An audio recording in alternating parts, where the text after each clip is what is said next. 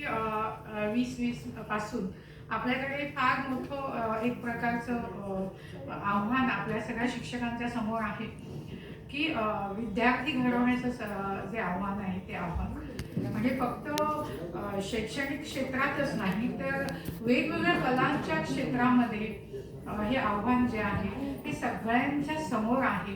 कारण एक चांगला नागरिक घडवणं किंवा एक चांगला कुशल कारागीर घडवणं किंवा एक चांगला कुशल गायक घडवणं ह्याच्यासाठी यांनी हे सगळे घडवण्यासाठी म्हणून कुठेतरी गुरुच कारणीभूत असतो आणि त्या गुरूंचा जर योग्य सन्मान त्या ठिकाणी झाला तर नक्कीच त्या गुरूंना खूप जास्त प्रोत्साहन मिळेल आणि चांगल्या प्रकारचे नागरिक या त्या त्या क्षेत्रामध्ये घडतील.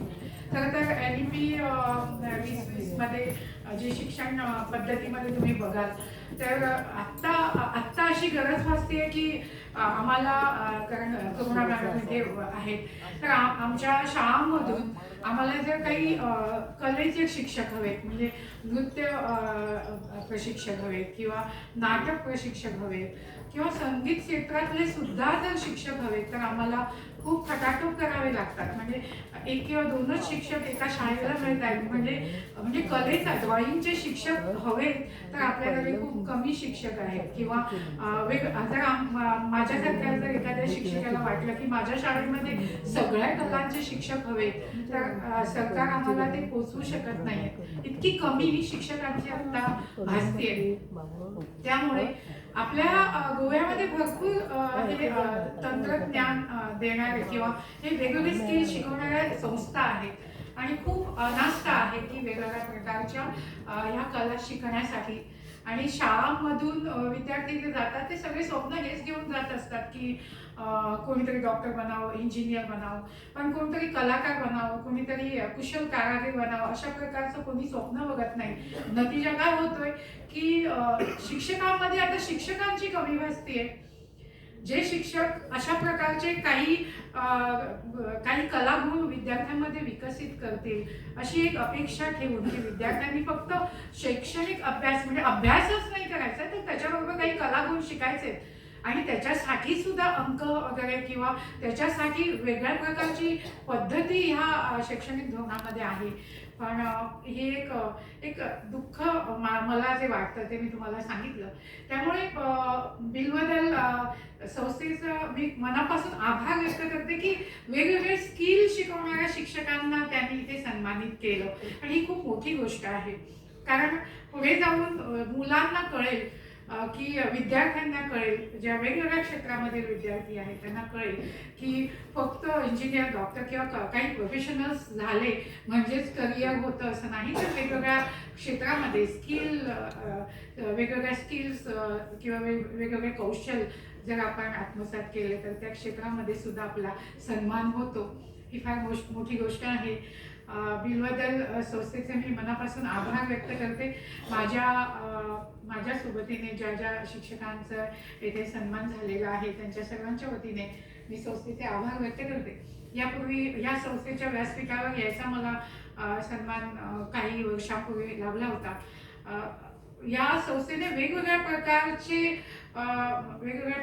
जे वेगवेगळ्या क्षेत्रामध्ये कार्यरत असलेल्या मोठ्या व्यक्ती आहेत त्यांच्या मुलाखती घेणं की त्यांचा विकास कसा झाला, ते ह्या क्षेत्रामध्ये कशा पद्धतीने पोचले, त्यांनी त्या क्षेत्रामध्ये आपलं नाव कसं कमावलंय तर हे सगळ्या लोकांपर्यंत पोचावं म्हणून त्यांचा सन्मान, त्यांच्या बरोबरच्या चर्चा किंवा त्यांच्या बरोबरची चर्चासत्र असे वेगवेगळ्या प्रकारचे कार्यक्रम असे वेगवेगळे उपक्रम बिलबदल संस्था राबवत असते आणि या संस्थेचं कार्य खूप विकसित हो, ही संस्था संपूर्ण गोव्यामध्ये कार्यरत राहो अशा प्रकारच्या शुभेच्छा मी इथे संस्थेला देऊ इच्छिते.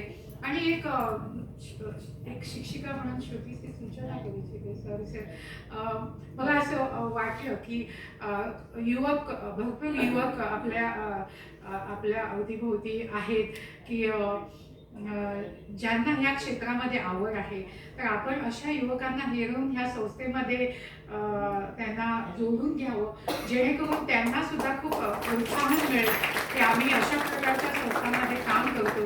असे एक छोटीशी सूचना मी देते आणि मनापासून आभार व्यक्त करते की आम्हा सर्वांना तुम्ही सन्मानित केलं. उपस्थितांचे सुद्धा मनपूर्वक आभार की आमच्या ह्या सत्कार सोहळ्यामध्ये तुम्ही तुमचा सहभाग दाखवला. धन्यवाद. धन्यवाद निलांगीताई. सुंदर शब्दामध्ये आपण आपलं सगळ्यांचं म्हणून मनोगत व्यक्त केलं. त्याचबरोबर आपली सूचना स्वागतार्ह आहे. आमच्या बिल्वदलची दारं सगळ्यांसाठी खुली आहेत, पण आजच्या तरुणाला किंवा युवकांना वेळ हा जो कमी पडतो किंवा त्यांना वेळेचं प्लॅनिंग जमत नाही आणि त्यामुळे प्रत्येकजण म्हणतो की मला वेळ नाही. खरोखर वेळ असतो, पण त्या वेळेचं नियोजन करणं हे ज्यांना शक्य होतं ते आपल्या बिल्वदल संस्थेमध्ये बरेच जण आहेत. पण आपली सूचना स्वागतार्ह आहे. कार्यक्रम पुढे नेताना तरुण भारताच्या माध्यमातून आणि लोकमतच्या माध्यमातून सशक्त माणूस घडवणारे आपले आजचे सन्माननीय अतिथी किरणजी ठाकूर, लोकमान्य चुकून आलं, क्षमस्व किरणजी ठाकूर आपलं मनोगत येथे व्यक्त करते.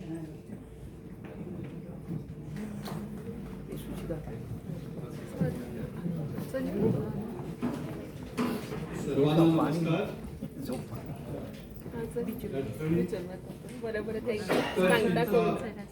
सत्कार समारंभ बिल्वदल संस्थेतर्फे ठेवण्यात आलेला आहे. दशरथ परब,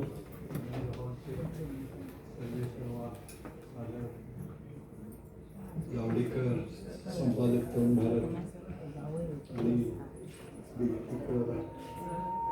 त्यांचं नाव ऐकत होतो आणि भाषण ऐकत होतो. वृत्तपत्रात प्रत्यक्ष भेटण्यासाठी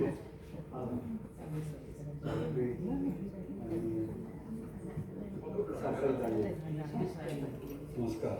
सुभाष केलिंकर आणि आपण सर्वजण ज्या ठिकाणी शिक्षकाचा सन्मान होतो त्या ठिकाणी समाज मोठा होतो. शिक्षकाचा सन्मान शिक्षक मार्ग दिशा दाखवणारा असतो. त्यामुळे ज्ञानदानाचं पवित्र कार्य त्याच्यामार्फत समाजाला होत असतं.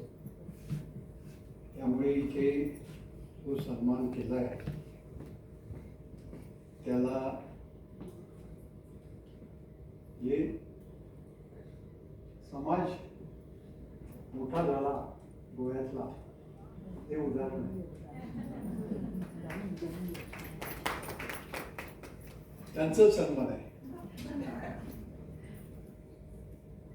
गोव्यात पूर्वी शिक्षण नव्हतं, त्यामुळे इथले विद्यार्थी 4थीपर्यंत शिकायचे आणि आमच्या बेळगावला यायचे, धारवाडला यायचे, कोल्हापूरला यायचे, मुंबईला जायचे. गोव्याला स्वातंत्र्य उशिरा मिळालं. पंडित नेहरू इंटरनॅशनल छबी जपण्यासाठी त्यांनी गोव्याला